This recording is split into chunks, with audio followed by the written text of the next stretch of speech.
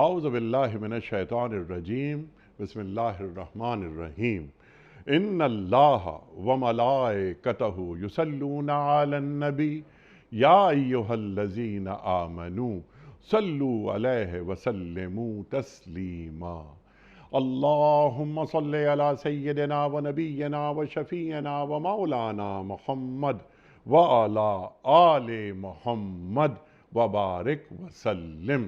محترم خواتین و حضرات، السلام علیکم۔ پیام صبح کے ساتھ ایک بار پھر حاضر میں ہوں آپ کا میزبان انیق احمد۔ خواتین و حضرات، آج کا دن ہمارے لیے، مسلمانوں کے لیے بہت اہم دن ہے۔ آج یوم عرفہ ہے، الحج و عرفہ، آج حج کا دن ہے۔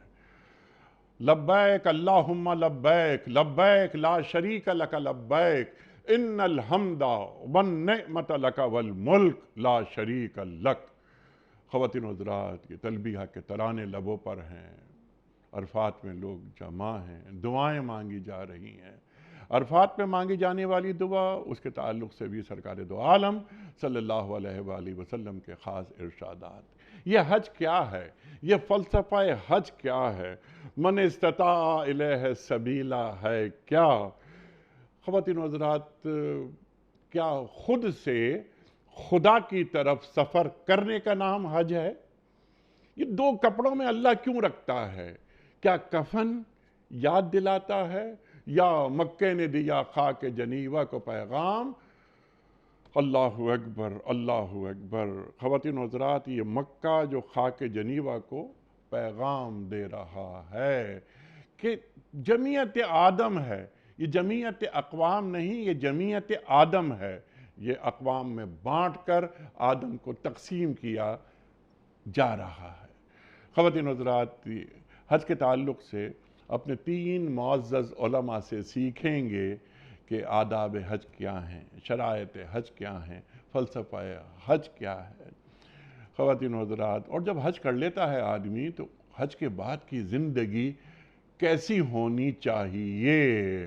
نمازوں، روزوں، قربانیوں، حج، یہ سب باقی ہے، تو باقی نہیں، اقبال فرما رہے ہیں۔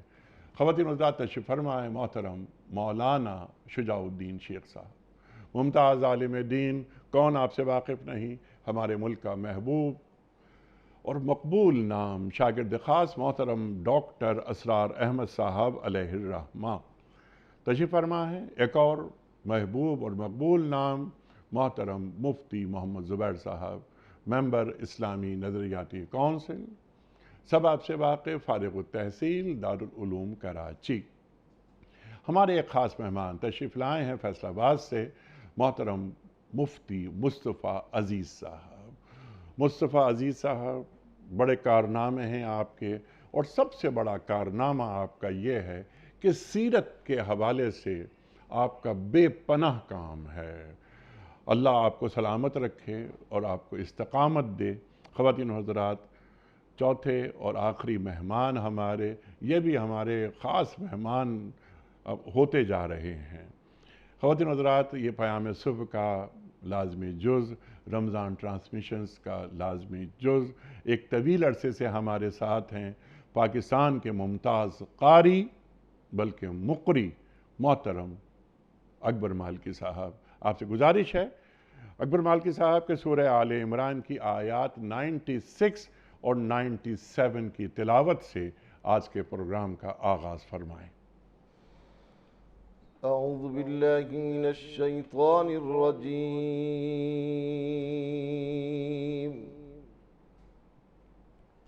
بسم اللہ الرحمن الرحیم۔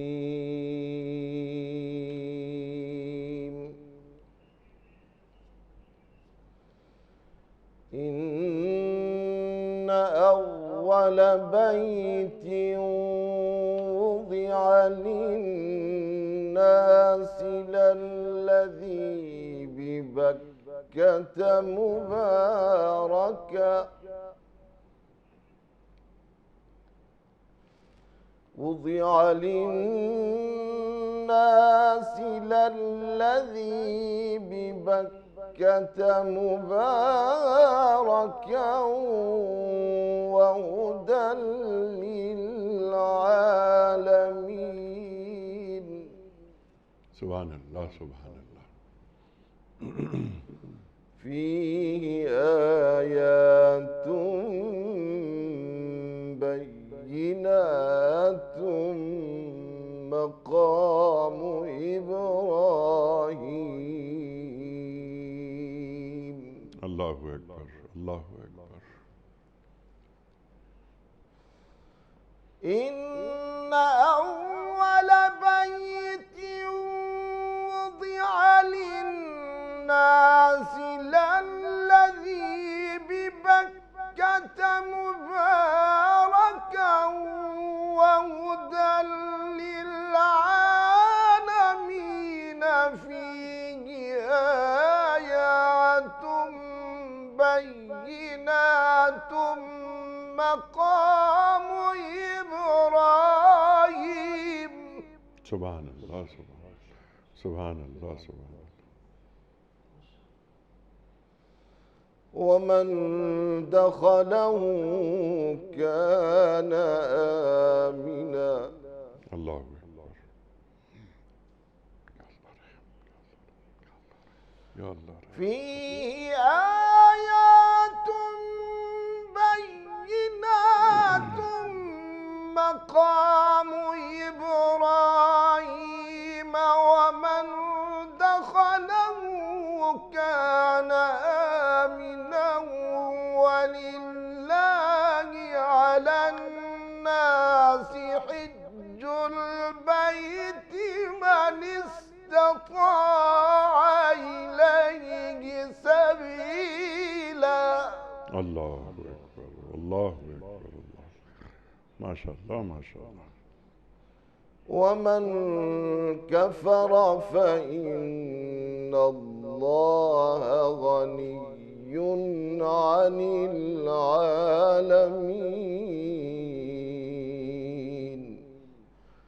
صدق الله العظيم. جزاک اللہ قاری صاحب جزاک اللہ. سبحان اللہ سبحان اللہ. ترجمہ پیش خدمت ہے کہ بے شک سب سے پہلی عبادت گاہ جو انسانوں کے لیے تعمیر ہوئی وہ وہی ہے جو مکے میں واقع ہے. اس کو خیر و برکت دی گئی ہے اور تمام جہانوں کے لیے مرکز ہدایت بنایا گیا تھا. اس میں کھلی ہوئی نشانیاں ہیں. ابراہیم علیہ السلام کا مقام عبادت ہے اور اس کا حال یہ ہے کہ جو اس میں داخل ہوا مامون ہو گیا. لوگوں پر اللہ کا یہ حق ہے کہ جو اس گھر تک پہنچنے کی استطاعت رکھتا ہو وہ اس کا حج کرے اور جو کوئی اس حکم کی پیروی سے انکار کرے تو اسے معلوم ہونا چاہیے کہ اللہ تمام دنیا والوں سے بے نیاز ہے. اللہ اکبر. شیخ صاحب آغاز فرمائیے. میں نے انٹرو میں کچھ کہنے کی کوشش کی. فلسفہ حج کیا ہے؟ اللہ یہ دو کپڑوں میں جو بلاتا ہے ہمیں وہ کیوں بلاتا ہے؟ اور یہ مقام ابراہیم تلاوت فرمائی آیت، یہ مقام ابراہیم کیا ہے؟ یہ حج مقصود عبادت کیا ہے؟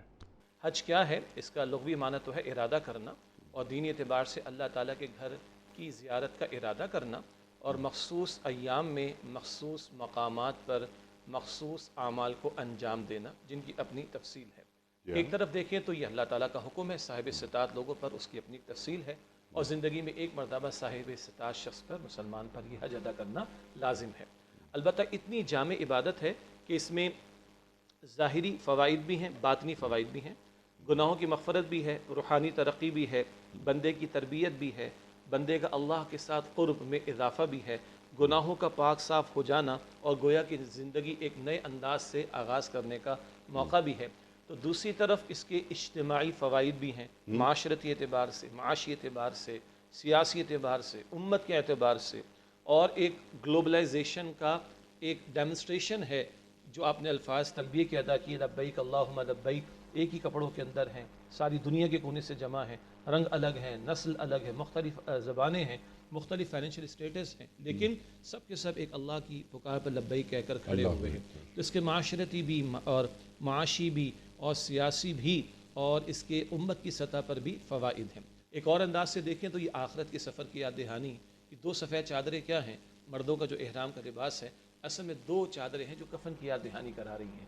یہاں سے بات کو شروع کریں. اچھا جب موت آئے گی تو گھر کو بھی چھوڑنا ہے، کاروبار کو بھی چھوڑنا ہے، نوکری کو بھی چھوڑنا ہے.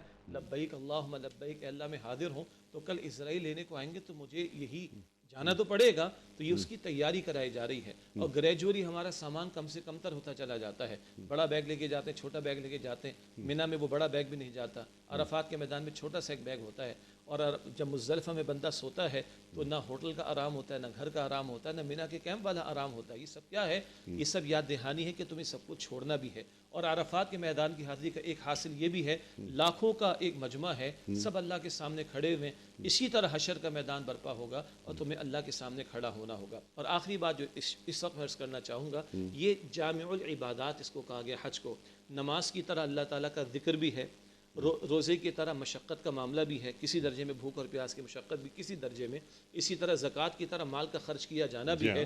اور پھر یہ کیا ہے؟ یہ بڑی بڑی عبادات پوری زندگی میں اللہ کی بندگی کے لیے ہمیں تیار کرتی ہیں. بندے میں غفلت ہے، نماز اس کا علاج ہے.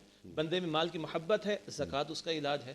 بندے کے ساتھ نفس لگا ہوا ہے، اس کو کنٹرول کرنے کے لیے روزہ دیا گیا. اور ان عبادات کا ایک ایک 2 ایلیمنٹ جو ہیں وہ حج میں شامل کر دیے گئے. تو گیا پوری زندگی میں اللہ کی بندگی میں کبھی گھر، کبھی گھر والے، کبھی مال، کبھی اولاد، کبھی کاروبار، کبھی نوکری، یہ چیزیں رکاوٹ بنتی. اس سب کو جب چھوڑ دیا تو ایک مجاہدانہ تربیت ہے جو پوری زندگی میں اللہ تعالیٰ کی بندگی کے لیے بندے کو تیار کرتی ہے. سبحان اللہ، سبحان اللہ.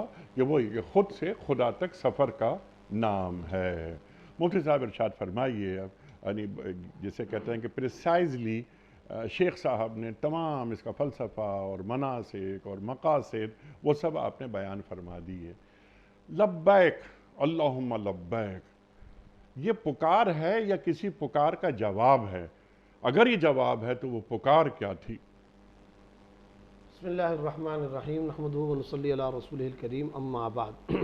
خالص لفظ لبیک اللہم لبیک جس کو ہم تلبیہ حج کہتے ہیں، ظاہر ہے کہ یہ دراصل اللہ رب العزت کا وہ حکم جو حضرت ابراہیم علیہ السلام کو دیا گیا تھا، وَأَذِّن فِي النَّاسِ بِالْحَجِّ آتُوكَ رِجَالًا الآیہ. اس آیت میں اللہ رب العزت نے حضرت ابراہیم علیہ السلام کو یہ حکم دیا کہ آپ پکاریے اور آپ صدا لگائیے، آواز لگائیے اور لوگوں کو حج کی دعوت و ترغیب دیجیے. لوگ اپنے کجاووں کو، اپنی سواریوں کو تھکا کر کے اس طرف آئیں گے. اور ظاہر ہے کہ ایک سوال پیدا ہو سکتا تھا جو ہر انسان کے دل میں آتا ہے کہ میں اگر آواز بھی لگاؤں، پکاروں بھی، صدا بھی لگاؤں تو اس کی آواز کہاں تک جائے گی؟ لیکن ظاہر ہے کہ یہ اللہ رب العزت کا حکم تھا، تو ارواح تک منتقل کرنا، لوگوں کو اس کی طرف متوجہ کرنا، یہ اللہ رب العزت کا کام تھا. تو یہ ایک نبی اور ایک اللہ کے درمیان کا خاص قسم کا کلمہ مکالمہ توحید ہے. اور یہ توحید کا ایک ایسا والہانہ مکالمہ ہے، قیامت تک آنے والے معتمر ہوں یا حاجی، ان کو یہ پڑھنا ضروری ہے. جب تک وہ یہ نہیں پڑھیں گے نہ ان کا عمرہ ہو سکتا ہے، نہ ان کا حج ہو سکتا ہے.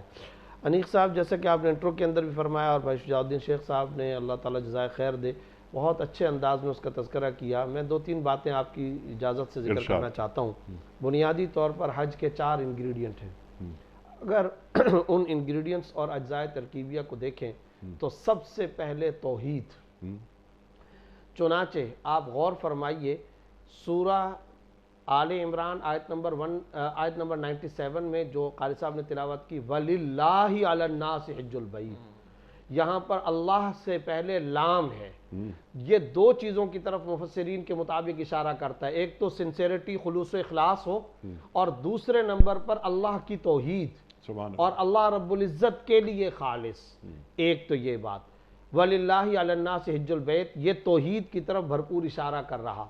تلبیہ کی طرف آپ آ جائیں، پورے کا پورا تلبیہ توحید کی شہادت اور گواہی ہے. لبیک اللہم لبیک، لبیک لا شریک لک لبیک، یہ توحید ہے. ان الحمد والنعمت لک. اب یہاں چونکہ عوام کی ذہنی سطح کے مطابق گفتگو کرنی ہوتی ہے، انا کیوں آیا، لک کیوں آیا؟ لک کے لفظ کے اندر لام کا مقصود اصلی کیا ہے؟ ان الحمد والنعمت لک والملک. پھر لا شریک لک آخر میں دوبارہ فرمایا. تکرار کے ساتھ شہادت توحید ہے، تکرار کے ساتھ توحید کی گواہی ہے، لفظی توحید بھی ہے، پھر عملی توحید۔ اب آ جائیں عملی توحید کس طرح؟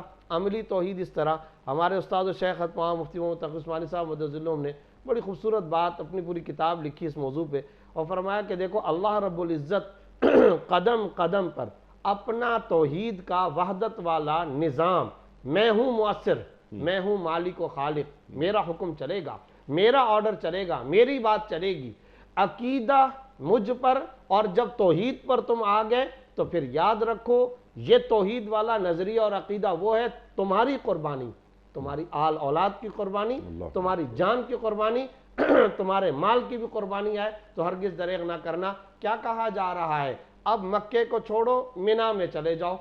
عقل سے سوچے تو مکہ، کعبہ، مسجد حرام، ایک نماز کا ثواب لاکھ نماز کے برابر، خانہ کعبہ سے زیادہ مقدس، صفا مروہ، شاعر، کیا کہا جا رہا ہے؟ اس کو چھوڑ دو، جنگل میں چلے جاؤ۔ چلے گئے جی، کیا کرنا ہے؟ 5 نمازیں پڑھو۔ اس کے بعد آپ کہاں چلے جاؤ؟ عرفات میں۔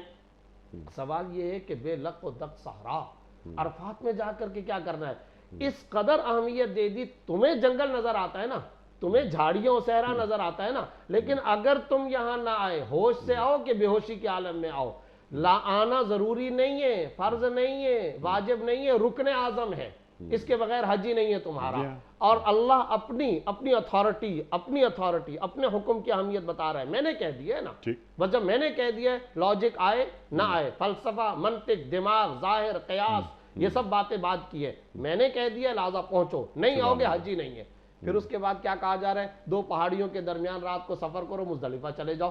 اب مزدلفہ چلے گئے، اچھے خاصے پی ایچ ڈی اسکالر، پڑھے لکھے علماء، فقہاء، مجتہدین، مفسرین، پھر ہم سب سے بڑھ کر صحابہ، اہل بیت کنکریاں اٹھا رہے ہیں۔ بعض اوقات ظاہری طور پر دیکھا جائے تو انسان کو حیرت ہوتی ہے کہ یار یہ کیسا عجیب سا لگ رہا ہے، تھوڑا سا منفرد اور ڈھوکا سا لگ رہا ہے کہ لوگ کنکریاں اٹھا رہے ہیں۔ اللہ کا حکم ہے بھائی، اللہ نے اپنی اتھارٹی دکھائی ہے۔ تمہیں وہاں لاکھ نمازیں نظر آتی ہیں، آج یہاں پر سارا کچھ ملنے والا ہے، ادھر ہی سے تم کو پوری زندگی کا مقصود اور دستور حیات ملنے والا، یہیں سے بخشش ہوگی، یہیں پر مغفرت ہوگی تمہارے گناہوں کی۔ تمہاری زندگی کی سب سے بڑی ضرورت یہی ہے نا کہ تمہاری بخشش ہو جائے، تمہارے گناہ معاف ہو جائیں، عرفات میں آ کر کے ہوں گے۔ پھر اس کے بعد مزدلفہ اور وہاں پر وقوف، پھر قربانی، ایک ایک رکن بتا رہا ہے، ایک ایک فریضہ بتا رہا ہے، اللہ اپنی اتھارٹی دکھا رہا ہے۔ اللہ کے حکم کے آگے سر تسلیم خم کرنا۔ تو میں نے 4 انگریڈینٹس بیان کیے تھے بالاختصار۔ پہلا جو اس کا جز ہے، اس کا جز ترکیبی وہ کیا ہے؟ لفظی توحید بھی، عملی توحید بھی۔ دوسرے نمبر پر آپ آ جائیں، وہ ہے حج تقوی سے عبارت ہے۔ وہ کیسے؟ 197 نمبر جو سورہ بقرہ کی آیت ہے، جو الحج اشہر معلومات سے شروع ہوتی ہے، اس کا آخر کیا بتا رہا ہے؟ وَتَزَوَّدُوا فَإِنَّ خَيْرَ الزَّادِ التَّقْوَىٰ، کہ اصل بات یہ ہے کہ تمہارا زاد راہ تقوی ہونا چاہیے۔ پھر آگے دوبارہ وَاتَّقُونِ يَا أُولِي الْأَلْبَابِ، اے عقل والو تقوی تقوی تقوی۔ تو پتہ یہ چلا کہ یہاں پر تقوی یہ انسان کے دل دماغ کے اندر پیدا ہونا چاہیے۔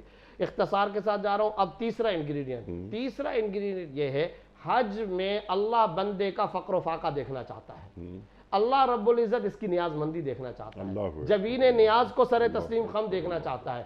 تمہارے کپڑے سے، تمہارے بالوں سے، تمہاری نقل و حرکت سے، تمہارے چال چلن سے، رات کو سونے سے، دن کو اٹھنے سے، ہر جگہ پر اللہ عاجزی دیکھنا چاہتا ہے، فقر و فاقہ دیکھنا چاہتا ہے۔ بادشاہ ہے، غریب و امیر، کچھ بھی ہو، ایک ہی صف کے اندر محمود و عیاض، ایک ہی صف کے اندر آ گئے ہو، جو بھی ہو تم اپنے گھر میں تھے، اب یہاں اللہ کے دربار کے اندر آئے ہو، وہی 2 چادریں، اس کے علاوہ تمہارے پاس کچھ نہیں ہے۔ یہی اللہ رب العزت چاہتے ہیں، حتیٰ کہ تم کسی ایسے مردے بن جاؤ، ایسا تمہارے اندر عاجزی، تواضع، انکساری آ جائے، شکار تو دور کی بات ہے، اشارہ بھی نہیں کر سکتے ہو۔ پھر یہاں پر تم اپنے بالوں کا بھی اختیار نہیں رکھتے، ناخن تک نہیں کاٹ سکتے، مٹی آ رہی ہے نا، گرد و غبار آ رہی ہے نا، صحابہ کرام اسی حالت کے اندر تھے۔ یہی تو رہا اللہ کو، یہی تو ادا محبوب ہے۔ یہ ہو گیا تیسرا۔ چوتھے نمبر پر جو اللہ تعالیٰ دکھانا چاہتا ہے وہ ہے عشق، یہ والہانہ عقیدتوں کا سفر ہے۔ سورہ حج آیت نمبر 32، وَمَنْ يُعَظِّمْ شَعَائِرَ اللَّهِ فَإِنَّهَا مِنْ تَقْوَى الْقُلُوبِ، جو اللہ کے ان شعائر کی تعظیم کرتا ہے تو یہ دلوں کا تقوی، ٹارگٹ دل ہیں، دلوں میں انقلاب آئے گا، اس سے یہاں پر جا کر کے تمہارے دل کایا پلٹے گی، زندگی میں خوشگوار انقلاب آئے گا، روحانیت پیدا ہوگی۔ عقیدتوں کا سفر ہے، والہانہ عقیدتوں کا سفر ہے، یہ عشق، یہ محبت، یہ کیا ہے؟ حجر اسود کو چومنا، یہ کیا ہے؟ جیسے کہ کسی کے پیر پڑ جانا۔ اللہ حجر اسود کو آپ صفا مروہ جا رہے ہو، آپ والہانہ دوڑ لگائے جا رہے ہو، اور کہاں جا رہے ہو؟ منی عرفات، لبیک اللہم لبیک، بس یہی آپ کی زبان پر صدا ہے۔ وہ جیسا کہ محبوب ہوتا ہے، وہ ہر وقت اپنی زبان پر وہی تذکرے، وہی ذکر، وہی زمزمے، وہی نعرے اس کی زبان پر گونجتے رہتے۔ تو پتہ چلا توحید کا نام، تقوی کا نام، انسان کے فقر و فاقہ اور بے اختیار عاجزی اور تواضع اور انکساری کا نام، اور انسان کے اللہ اور اس کے رسول شریعت کے احکام کے ساتھ عقیدت، عشق اور محبت کا نام فلسفہ حج ہے۔ اللہ یہ روح ہمارے تمام حجاج میں، ہم سب میں پیدا کرنے کی توفیق۔ سبحان اللہ، سبحان اللہ، یعنی خود کو فنا کر دینے کا نام حج۔ اللہ اکبر۔ مفتی مصطفیٰ صاحب ارشاد فرمائیے، فلسفہ حج بھی آیا، اور یہ تقوی اور یہ عشق اور یہ خود کو فنا کر دینا۔ اللہ اکبر، یعنی اللہ اور اللہ کے رسول صلی اللہ علیہ وآلہ وسلم نے جو فرما دیا، یعنی سمعنا و اطعنا، لیکن اس میں بہت سارے مناسک ہیں۔ مفتی صاحب نے چند مناسک کی جانب اشارہ بھی فرمایا، یعنی آپ نے منی کا بھی ذکر فرمایا، بلکہ اس سے پہلے صحیح کا ذکر۔ میں اب صحیح سے پہلے طواف کی بات کرنا چاہتا ہوں اور آپ سے کروانا چاہتا ہوں کہ طواف سے ہم آغاز کر رہے ہیں۔ طواف کو مرکز بنا دیا گیا، پوری دنیا کا مرکز اور سینٹر بیت اللہ شریف۔ اللہ جو چکر لگوا رہا ہے ہر حاجی سے، وہ کیوں لگوا رہا ہے؟ کہ تم کہیں پر بھی رہو، آنا ادھر ہی ہے، رخ ادھر ہی کرنا ہے۔ یہ صحیح ایک خاتون ہے، مردوں کے لیے بھی ضروری ہو گیا۔ ارشاد۔ ان الحمد للہ رب العالمین، والصلاة والسلام علی صفوة خلقہ محمد النبی الامی وعلی آلہ وسلم تسلیما۔ ماشاءاللہ حضرات اساتذہ کرام نے بہت جامع گفتگو کی، تو طواف اور مناسک سے بات کو کرنا ہے۔ جی ہاں۔ اس سے پہلے اگر لے کے طواف سے، اگر اس کو آپ صلی اللہ علیہ وسلم کے حج سے جوڑ کے بات کریں گے تو اس میں مزید جان آ جائے گی، کیونکہ دیکھنا یہ ہوگا کہ میں حاجی کی حیثیت سے وہاں پر پہنچا ہوں طواف کے لیے، میں پہنچا ہوں منی میں پہنچا ہوں عرفات میں مزدلفہ میں۔ تو رسول اللہ صلی اللہ علیہ وسلم نے جسمانی طور پر، آپ صلی اللہ علیہ وسلم نے روحانی طور پر، آپ صلی اللہ علیہ وسلم کا وہاں پہ جو گراؤنڈ لیول ہے اس کی صفائی کے طور پر جو رسول اللہ صلی اللہ علیہ وسلم نے حضرت ابوبکر صدیق رضی اللہ عنہ کے ذریعے سے کروایا۔ سب سے پہلے تو یہ ہے کہ ان چیزوں سے اپنے دماغ کو پاک اور صاف کرنا ضروری ہے، کیونکہ حج جو 9 مدینۃ المنورہ 9 ہجری کو آپ صلی اللہ علیہ وسلم نے ابوبکر صدیق رضی اللہ عنہ کو 300 افراد کے ساتھ بھیجا، جی امیر حج بنایا، امیر حج میں وہاں کی جو اصلاحات آپ صلی اللہ علیہ وسلم نے فرمائی، مطلب یہ ہے کہ وہی بنیاد جو مفتی محترم نے بھی توحید کی طرف اشارہ فرمایا، اس میں یہی چیزیں تھیں کہ انما المشرکون نجس فلا یقربوا المسجد الحرام، اور کچھ ان کی جو بدعات تھی طواف کے حوالے سے، اس کو جو بدعات تھیں وہ سائی کی طرف نہیں جاتے، اس کی صفائی، ایسے ہی عرفات کے مقام پہ رکنا ان کا ایک اپنا انداز تھا، تو اور یہ تھا کہ وہ لوگ اپنے آباء و اجداد کا ذکر کیا کرتے تھے، ان چیزوں کی صفائی کروائی۔ اور 9 ہجری میں جو آپ نے بہترین حوالہ دیا کہ 9 ہجری میں مشرکین نے آخری حج کیا، جی اس کے بعد منع کر دیا گیا کہ اب نہیں مشرکین آ پائیں گے، لا یقربون مسجد الحرام، اللہ اکبر، کسی صورت میں نہیں آ سکتے۔ 10 کو رسول اللہ صلی اللہ علیہ وسلم جس شان سے جا رہے ہیں وہ شان دوبارہ مکہ المکرمہ میں نہیں ہوئی۔ مطلب یہ ہے کہ رسول اللہ صلی اللہ علیہ وسلم 10 سال پہلے مکہ المکرمہ سے مدینہ المنورہ جب تشریف لاتے ہیں تو کم و بیش جو تعداد مسلمانوں کی ہے وہ 140 کے قریب ہے، زیادہ سے زیادہ تحقیق میں جاتے ہیں تو 300-350 سے زیادہ نہیں ملتی۔ جابر رضی اللہ عنہ کی بخاری شریف میں تفصیل سے حدیث جو آپ صلی اللہ علیہ وسلم کا حج کا ایک نقشہ بہترین پیش فرماتے ہیں، اس میں جو تعداد کا ذکر آتا ہے کم و بیش کہ مدینۃ المنورہ سے ذوالحلیفہ سے جو حاجیوں کی تعداد ہے وہ تقریباً 1,14,000 کے قریب ہے جی اور آپ صلی اللہ علیہ وسلم مناسک یہاں سے سمجھاتے جاتے ہیں. آپ صلی اللہ علیہ وسلم اب طواف کے لیے اللہم زد ھذا البیت تکریما و تشریفا، اور رسول اللہ صلی اللہ علیہ وسلم کا پیار محبت سے حجر اسود کو تقبیل اور استلام اور بوسہ دینا.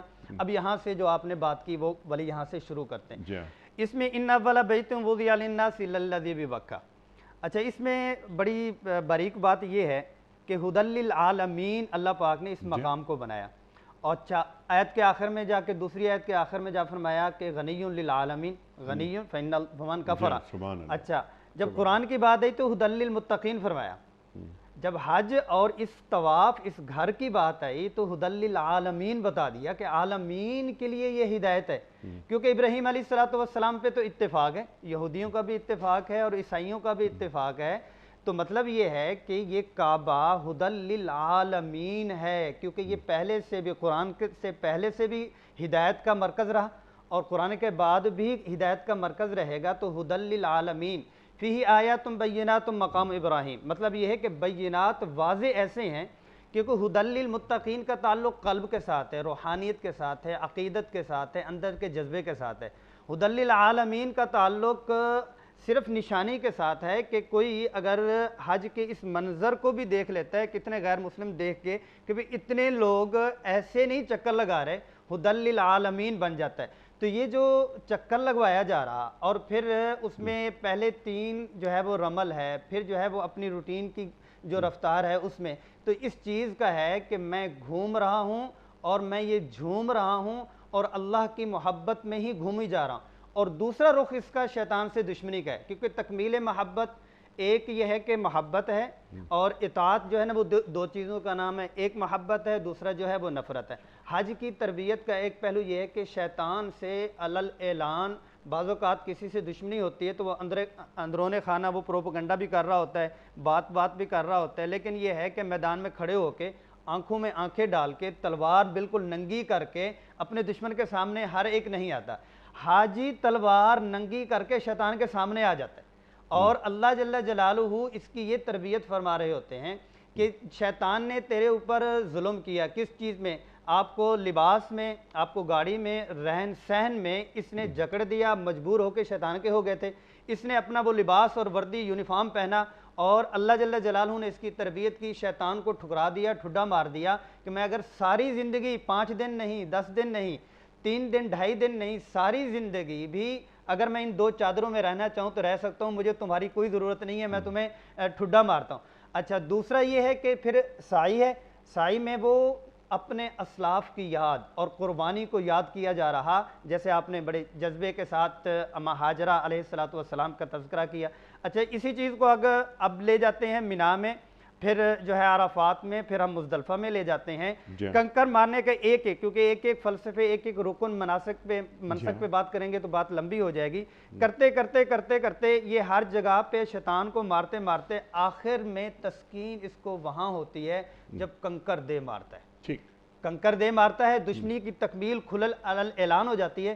اب اس کی جب واپسی ہوتی ہے تو واپسی کے اوپر ساری زندگی شیطان کے خلاف چلنے کی صلاحیت اس کے اندر اور یہ اپنے شیطان پر غلبہ حاصل کر لیتا ہے، اپنے شیطان کو فتح کر لیتا ہے. اللہ اکبر. شیخ صاحب، مناسک کے حوالے سے کچھ باتیں ہم چاہتے ہیں کہ مزید آپ واضح کر دیں. اب طواف کے حوالے سے مرکز انسانیت کا، اب یہاں پر عالمین کی بات ہو رہی ہے، ھدی للمتقین کی آپ نے بات فرمائی، لیکن شہر رمضان الذی انزل فیہ القرآن ھدی للناس، تو وہاں بھی پوری انسانیت کی بات، وہ قرآن ہو یا دین ہو، یہ تمام عالموں کے لیے ہے. اللہ اکبر. جو لوگ حج ابھی تک نہیں کر رہے یا وہ امت اجابت نہیں بنے، ابھی تک وہ امت دعوت میں ہیں، تو انہیں بھی امت اجابت میں لانا ہے. ہر فرد ملت کے مقدر کا ستارہ، ان سے بھی حج کروانا ہے، اس مقام پہ لانا ہے اگر وہ من استطاع الیہ سبیلا. تو یہ طواف ذرا بات فرمائیے، صحیح، یہ صحیح امت ہاتھ پہ ہاتھ رکھ کے نہیں بیٹھے گی، सही करेगी, कोशिश करेगी, आगे बढ़ेगी। इरशाद। अली साहब देखिए, दुनिया में इंसान को अगर किसी से मोहब्बत होती है ना, तो उससे मुंसलिक चीज़ों से भी वो मोहब्बत का इजहार करता है। लैला मजनू के किस्से तो बड़े मारूफ हैं, लेकिन उसमें समझने के बड़े गोशे हमारे सामने आ जाया करते हैं। अल्लाह से मोहब्बत का इजहार है तो अल्लाह के घर की तरफ बंदा जाता है और दीवाना वार उसके घर के चक्कर लगाता है, उसके घर के दीवार को, उसके दरवाजे को चूमने की कोशिश करता है।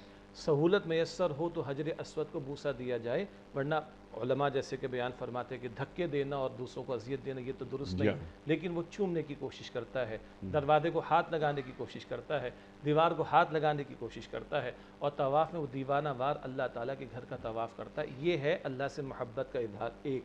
दो, पूरी कायनात चक्कर में है।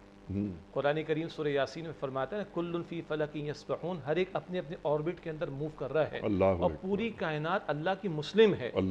केओस इंतशार आपको ज़मीन पर मिलेगा जहाँ इंसान अपने इख्तियार का गलत इस्तेमाल करता है। गो के अल्लाह ने इंसान को इम्मा शाकिर व इम्मा कफूरा दोनों सलाहियतें बतौर इम्तिहान दी। बाकी पूरी कायनात पे तो अल्लाह खुद दावा फरमाता है मा तरा फी खल्क़ि रहमान मिन तफावुत, रहमान की तख्लीक में कोई तफावुत नहीं मिलेगा। तो ये पूरी कायनात जो स्मूथली फंक्शन कर रही है, ये भी हरकत में है, तुम भी अल्लाह के हुक्म के मुताबिक हरकत में रहो। फिर बताया जाता है कि ये सारी जो गैलेक्सीज और प्लैनेट्स की मूवमेंट है ये एंटी क्लॉकवाइज है, तो खाने काबा का तवाफ भी जो है वो एंटी क्लॉकवाइज हो रहा होता है। ये मुताबिकत है कायनात के अमल के साथ कि जो कायनात अल्लाह का अमल है और वो कायनात अल्लाह की मुस्लिम है, तो बंदा मोमिन अल्लाह के हुक्म के ताबे रहकर दीवाने वार चक्कर लगाता है। फिर तवाफ अकेले नहीं होता, वो लाखों मुसलमानों के साथ होता है। तो उम्मत के साथ जुड़ना, उम्मत के साथ चलना और उम्मत के साथ जुड़े रहना और उम्मत के लिए हरकत में रहना और उम्मत के साथ हरकत में रहना, ये सबक भी यहाँ पर आता किया जा रहा है। और उम्मत पन पैदा करना, और उम्मत पना पैदा करना। सही की तरफ आपने भी इशारा किया, मुफ्ती साहब ने भी इशारा किया। क्या है सही का फ़लसफ़ा? आज तो वहाँ पर हम उसकी कूलिंग के अंदर खो जाते हैं, उसकी लाइटिंग के अंदर खो जाते हैं, उसके मार्बल के अंदर खो जाते हैं। जी, इब्राहीम अलैहिस्सलाम की ज़िंदगी इम्तिहानात से भरी हुई है। ऐसे नहीं दुरूद इब्राहीमी में अल्लाहुम्मा सल्ली अला मुहम्मद व अला आलि मुहम्मद कमा, हज़रात उलमा बैठे हैं, बड़ा गहरा नुक्ता है। कमा सल्लैता अला इब्राहीम व अला आलि इब्राहीम, ऐसे नहीं अल्लाह ताला ने दरजात बुलंद किए, और ऐसे ही अल्लाह ताला ने उनकी मुबारक अदाओं को जारी नहीं कर दिया। इब्राहीम छोड़ आई अपने दूध पीते बच्चे को, और वो माँ जिसकी गोद में दूध पीता बच्चा मौजूद है, हम मर्द तो शायद समझ भी नहीं सकते माँ किसे कहते हैं। इब्राहीम के अल्लाह का हुक्म, अल्लाह का हुक्म है, तो फिर चले जाइए, अल्लाह ज़ाया नहीं फरमाएगा।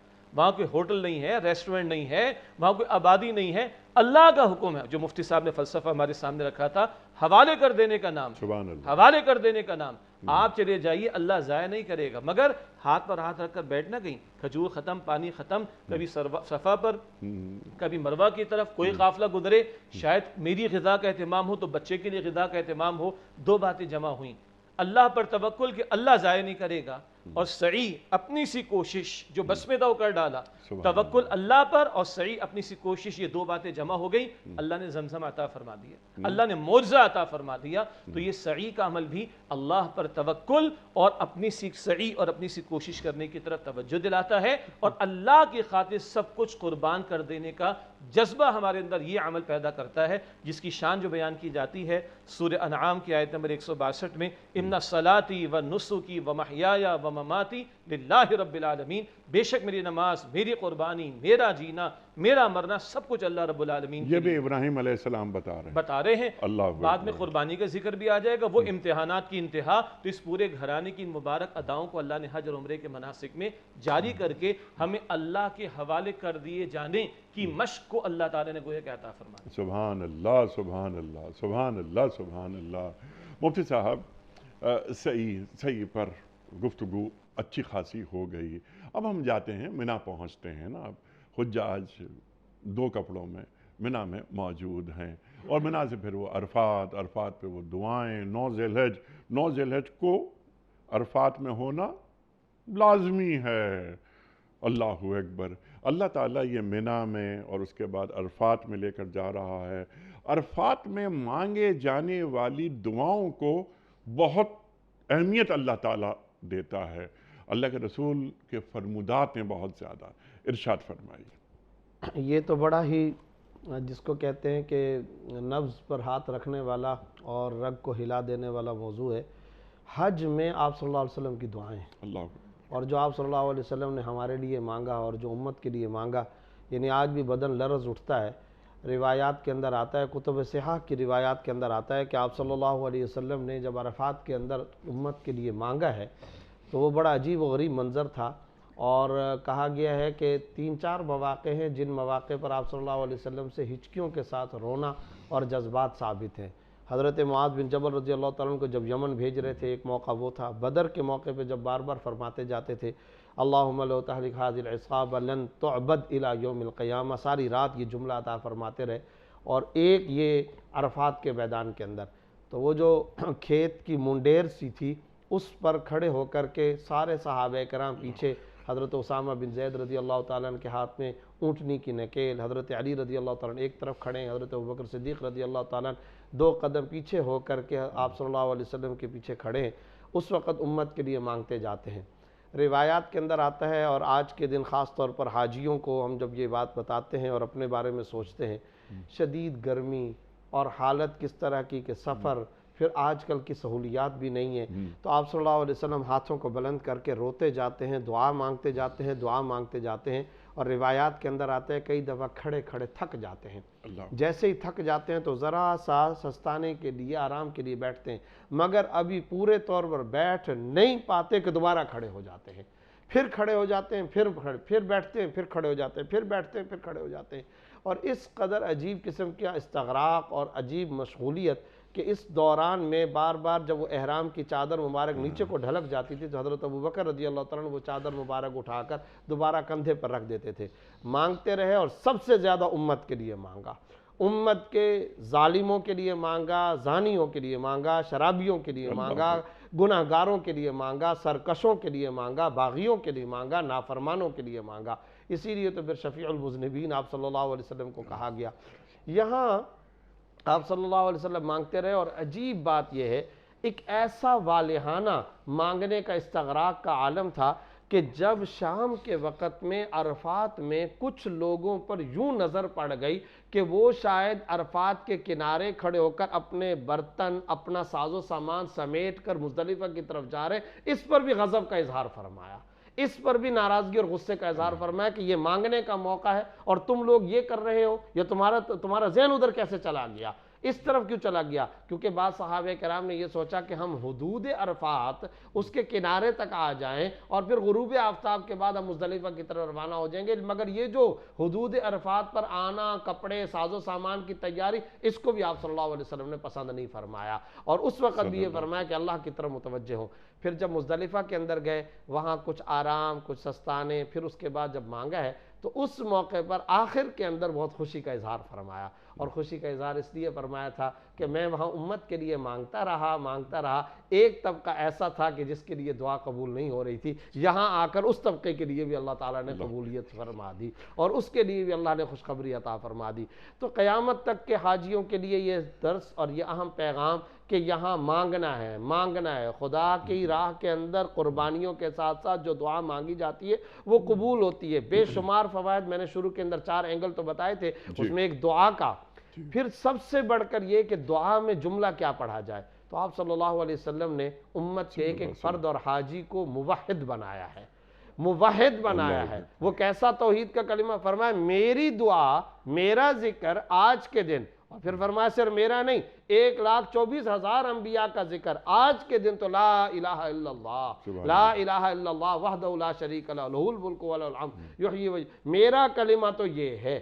یہ امت تک کے آنے والے تمام حجاج کو سبق دے دیا۔ پتہ یہ چلا اللہ کے سامنے اس طرح ہاتھوں کا پھیلانا اور اس طرح جبل رحمت، اس طرح اللہ سے مانگنا، احرام کی 2 چادروں کے اندر باہر نکل کے کھلے آسمان تلے رو رو کر کے مانگنا، مگر ہر رونے اور مانگنے میں توحید کی گواہی دینا، آج کے دن اللہ کو یہی محبوب ہے، اور اس کی وجہ سے ہدی للعالمین کہا گیا۔ حقیقت یہ ہے، مولانا نعمانی رحمۃ اللہ، منظور احمد صاحب نعمانی رحمۃ اللہ نے لکھا ہے، یہ جو حجاج توحید کی شہادت عرفات کے میدان کے اندر دیتے ہیں، اور 1,24,000 انبیاء نے جو شہادت توحید بار بار دی ہے، اس کی وجہ سے کائنات قائم ہے۔ اللہ اس کی وجہ سے پورے سال انسانوں کو رزق مل جاتا ہے، اس کی وجہ سے یہ پوری کائنات چل رہی ہے۔ اللہ کو اس دن یہ توحید کا کلمہ اتنا بھاتا ہے، اس قدر محبوب ہے، اس لیے آپ صلی اللہ علیہ وسلم نے خلاصے کے طور پہ فرما دیا میرا اور 1,24,000 انبیاء کا کلمہ یہی شہادت توحید ہے۔ تو یہ ایک اہم ترین بات۔ پھر اس کے ساتھ ساتھ ایک بڑی اہم بات یہ ہے، آپ صلی اللہ علیہ وسلم کے احسانات کو بھی یاد کرنا چاہیے اللہ کہ آپ صلی اللہ علیہ وسلم کے ہم پر کتنے احسانات ہیں۔ یہ موقع تھا اور کیا مانگا، امت کے لیے مانگا، عرفات میں بھی مانگا، مزدلفہ میں بھی مانگا، اور پھر اس پر مسکراہٹ اور خوشی کا اظہار بھی فرمایا۔ تو پتہ یہ چلا اجتماعیت، امت پنا، انسانیت کے لیے مانگنا اور بار بار پورے عالم کے لیے مانگنا۔ خانہ کعبہ میں گئے ہو، میری گاڑی، میرا گھر، میرے پیسے، میری آل اولاد، ارے چھوٹو، اس چھوٹی سوچ، جزوی سوچ سے نکلو۔ ہدی للعالمین، تسخیر کائنات، جہان بانی، پوری کائنات کو چلانا، یہ ہے جو یہاں پر مانگنے، پوری امت کے لیے ہدایت مانگی جائے تاکہ یہ حج انسانیت کے لیے ہدایت کا چراغ بنے۔ جہاں ہے تیرے لیے تو نہیں جہاں کے لیے، اللہ اکبر۔ اور مانگو تو بڑی چیز مانگو، چھوٹی چھوٹی خواہشات، یعنی ہماری دعائیں بھی چھوٹی ہو کر رہ گئیں، جیسے آپ نے فرمایا بڑا گھر، بڑی گاڑی وغیرہ وغیرہ۔ عرفات میں موجود ہیں تو اللہ سے اللہ کو مانگ لیا جائے۔ اللہ اکبر، میں تیرے قریب آنا چاہتا ہوں، اور دیکھ میں یہاں آ گیا ہوں۔ ارشاد فرمائے یہ عرفات سے مزدلفہ، کھلا آسمان، کنکریاں ڈھونڈنا، اور صبح کیونکہ رمی کرنی ہے۔ مزدلفہ میں کھلے آسمان کے نیچے اللہ کیوں رکھتا ہے، اور یہ رمی، یہ کنکری کس سے ماری جا رہی ہے؟ دعا پہ بات چلی تو اللہ جل جلالہ نے عقائد و جہاں صلی اللہ علیہ وسلم کے ذریعے سے امت کو عرفات کے دن میں ایک ایسا ثمرہ اور ایسی بنیاد، مفتاح، چابی دے دی۔ مطلب یہ ہے کہ اگر تو یا ہم کسی شخص کی ہیلپ کرتے ہیں، مدد کرتے ہیں، روزانہ بنیاد پہ ہم اس کو 1000-1500 دیں، ایک یہ ہے کہ اس کا اپنا بزنس ڈیولپ کر کے دے دیں اور اس کو اپنے پاؤں پہ کھڑا کر دیں۔ تو لا الہ الا اللہ وحدہ لا شریک لہ لہ الملک، یہ توحید کا ایک ایسا ثمرہ دے دیا گیا کہ جتنی بھی دعائیں ہیں، جتنی بھی ضروریات ہیں، وہ اس میں ہی پہنچ جاتی ہیں۔ جس پہ آپ نے فرمایا کہ میں یہاں تک پہنچ گیا، میں یہاں تک پہنچ گیا، اس کو وَأَذِّن فِي النَّاسِ والی جو آیت ہے مجھ سے محترم نے جو تلاوت فرمائی، اس کے آخر میں جو من فجن من کل ضامر یاتین من کل فج عمیق، من فج عمیق سے ہے۔ التحریر و تنویر میں نکات بہت ہوتے ہیں، اس میں ایک نکتہ جو ہے عمیق فرمایا، بعید نہیں فرمایا، اس کو بڑے لطیف انداز میں وہ بیان کرتے ہیں، کیونکہ فج تو وہ والا راستہ ہوتا ہے جو دشوار راستہ بھی ہے اور جبال پہاڑی راستہ بھی ہے، مشکل سے آنا۔ تو عمیق اس لیے کہ یہ بلندی، تو ہر شخص اور حج پہ آنے والا ہر شخص تو پہاڑی راستے سے نہیں آتا، لیکن یہ ہے کہ ہر شخص ہو سکتا ہے کہ وہ پستی سے ضرور ہے۔ تو مطلب یہ ہے کہ وہ پستی سے بلندی، حج پہ جو شخص آتا ہے اس کو بلندی مل جاتی ہے، وہ اوپر تک ہی پہنچ جاتا ہے، یعنی اتنی بلندی، کیونکہ یہ مشقتیں اللہ کو بہت مرغوب ہیں، بہت پسند ہیں۔ تو یہ رمی ہو رہی ہے، یہ نہر ہو رہا ہے، یہ حلق ہو رہا ہے، یہ طواف زیارت ہو رہا ہے، یہ کیا ہے؟ جی، تو اس میں یہ ہے کہ اپنے آپ کو آگے جا کے آخر، جیسے میں نے پہلے بات کی کہ شیطان کے ساتھ اپنی دشمنی کا اس درجے تک کا اظہار کر دیا کہ رمی، ایک تو یہ ہے کہ شیطان کو دشمنی کا اظہار کیا کہ تیرے ساتھ میں نے عملی طور پر کرتے ہوئے اب ہماری دشمنی تام ہو چکی ہے، مکمل ہو چکی ہے، اور اس کے بعد اطمینان بھی ہو گیا۔ اطمینان کیا ہوا کہ میں نے اپنے دشمن کو مات دے دی اور مجھے فتح کی چابی مل گئی اور مجھے فتح مل گئی۔ اور قربانی میں کیا تھا؟ قربانی میں یہ تھا کہ اپنے طور پر جذبات اور احساسات پیش کرنے تھے۔ حضرت ابراہیم علیہ السلام نے تو حقیقی طور پر اپنے بیٹے کی قربانی پیش کی، لیکن یہ ہے کہ اسی کی تمثیل اور اسی کا ایک سانچہ جو ہے، ایک تصویر ہمیں دے دی گئی کہ آج میں اس کے اوپر قربانی کر رہا ہوں، تو جذبات کی قربانی، احساسات کی قربانی، اور کیا ہے کہ اپنے خواہشات کی قربانی اور اپنے رہن سہن کی قربانی میں دے رہا ہوں۔ اور پھر واپسی پر کیا ہے کہ بادشاہ کو ملنے کے لیے گئے تھے اور انہوں نے بہت اچھی ضیافت کی اور وہاں سے سارا کچھ سمیٹا، گفٹ وغیرہ ساری پیکنگ ہم نے بہت اچھی بہترین کر دی۔ اب الوداع کہہ کے ہم ایک وعدہ کر کے آ رہے ہیں کہ جس بنیاد اور مقصد کے لیے آپ نے ہمیں پیدا فرمایا تھا، اس میں آپ نے ہماری چند دن رکھ کے ایک تربیت فرمائی۔ وہ تربیت یہ تھی کہ یہاں ہم بہانے کرتے تھے کہ بغیر جھوٹ کے، بغیر سود کے، بغیر لچک کے، بغیر حکمت عملی سے کام نہیں چل سکتا۔ وہاں ہماری تربیت یہ ہوئی کہ حلال کو بھی چھوڑ دیا اللہ کے کہنے پہ۔ وہاں صلاحیت کیا ہے کہ جو محبوب چیزیں تھیں وہ بھی ترک کر دیں، تو یہاں آ کے ہم اللہ جل جلالہ کی طرف سے جو منع کی ہوئی چیزیں اس کو بھی ترک کر رہا ہوں۔ سبحان اللہ۔ شیخ صاحب بالکل لاسٹ منٹ جاری ہیں، فوائد حج کے فوائد، جس پر آپ نے امت پن کی بھی بات کی تھی۔ اس میں ایک یہ کہ یہ ایک عالمی کانفرنس بھی ہو سکتی ہے مسلمانوں کی، یہ لفظ کوئی اچھا نہیں ہے عالمی، لیکن ایک اجتماع، عالمی اجتماع، کہ یہاں بیٹھ کے امت کی سطح پر ہم اپنے سالانہ پلاننگز وغیرہ بنا سکتے ہیں، پھر اگلے حج پر آ کر ہم اس کا ایک تنقیدی جائزہ لیں، کتنی اچیومنٹس ہوئیں، کتنی نہیں ہوئیں، وغیرہ وغیرہ۔ اس مقصد کے لیے بھی اس محبوب عبادت کو استعمال میں لایا جا سکتا ہے۔ جیسے میں نے ابتدا میں عرض کیا تھا کہ ایک طرف تو یہ حج گلوبلائزیشن کا ایک عملی ڈیمونسٹریشن ہے۔ آج دنیا گلوبل ہو گئی، گلوبل ولیج ہو گئی، گلوبل سیویلائزیشن، گلوبل گورنمنٹ کی باتیں کی جا رہی۔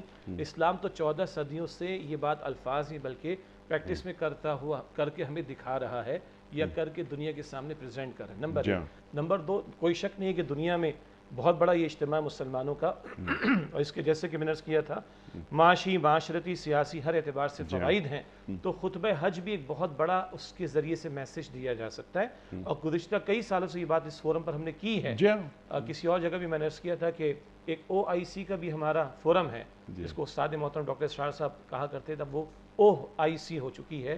تو کیا اچھا ہو کہ OIC کا اجلاس اس موقع پر وہاں پر ہو، اور مسلمانوں کے مسائل پر بھی کلام ہو، اور دنیا کے سامنے کوئی روشنی بھی پریزنٹ کی جائے، اور کوئی لائے عمل طے کیا جائے، اور مسلم امہ کے ذمہ داروں کے حوالے کیا جائے، اور اگلے سال اس کا ریویژن ہو، اس کا انالیسس کیا جائے کہ کیا ہم نے طے کیا تھا، اور اپنی غلطیوں کا جائزہ لیا جائے۔